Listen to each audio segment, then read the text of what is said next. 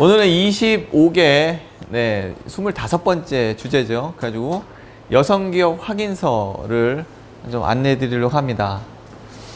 지금 강의는 이렇게 줄기를 잡는 강의예요. 그렇기 때문에 하는 방법이나 이런 것들은 저희가 지파일로 되어 있는 폴더 안에 다 들어가 있으니까 그걸 보면서 하시면 되고요. 여성기업 확인서는 언제 필요하고 그 다음에 왜 하게 되는가에 대한 현장적인 의미를 좀 더 얘기를 드리려고 합니다.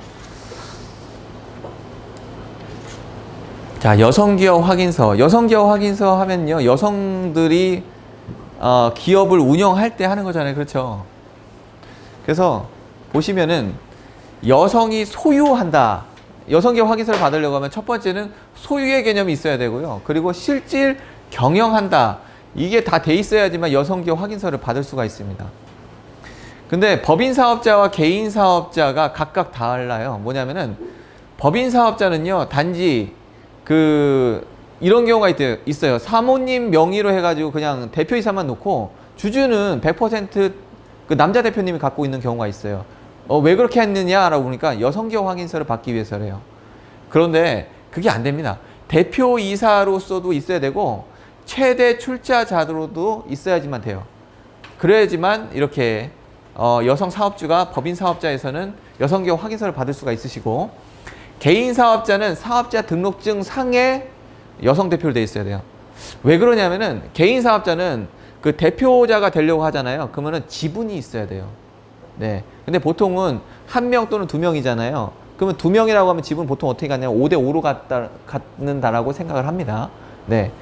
그렇기 때문에 개인 사업자에서는 대표로 돼 있는 명칭이 돼 있는 사람들이 보통은 다 지분을 다 갖고 있다고 보기 때문에 여기서 이름만 돼 있으면 됩니다. 포인트는 뭐냐면은 공공구매 정보망에다가 신청하면 다 된다는 얘기예요. 네. 이거 어디서 신청하지? 이걸 잘 몰라요. 제가 어제 간단하게 말씀드렸지만 그 대통령이 한번 바뀌잖아요. 그러면은 이런 공공구매 정보망 뭐 여러 가지 명칭들이 굉장히 많이 바뀝니다. 네.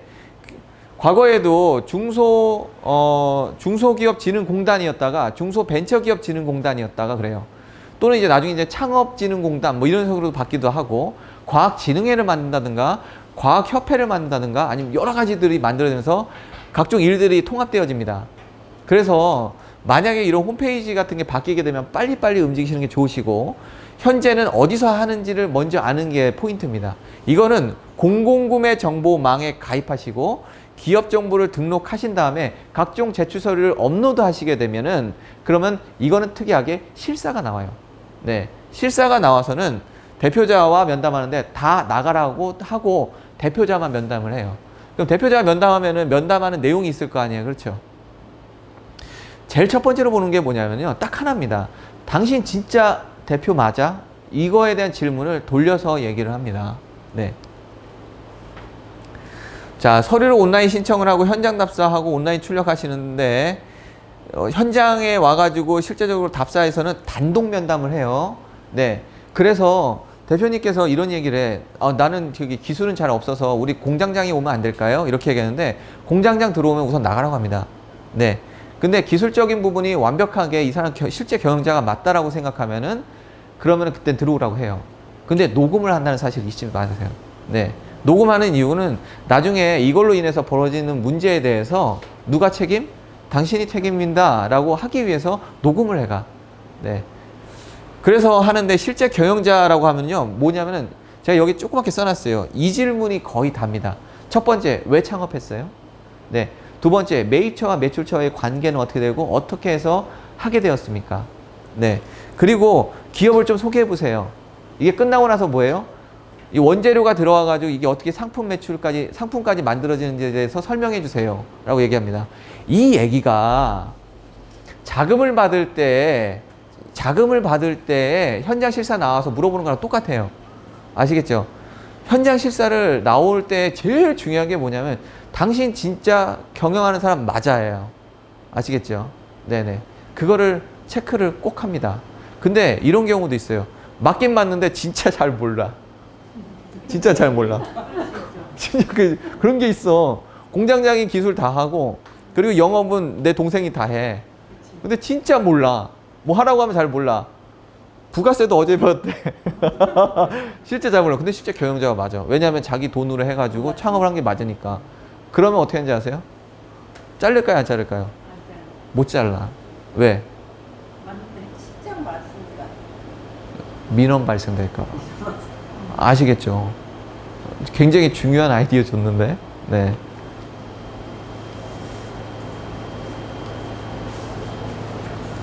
자금 받을 때도 똑같아요.